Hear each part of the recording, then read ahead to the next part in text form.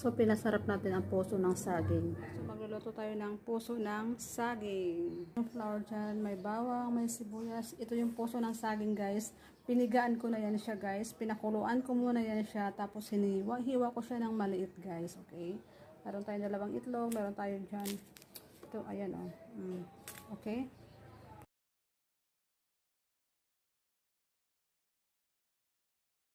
We're going to cook, guys.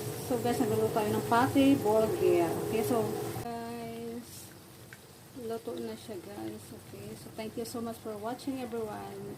See you next vlog again. Bye!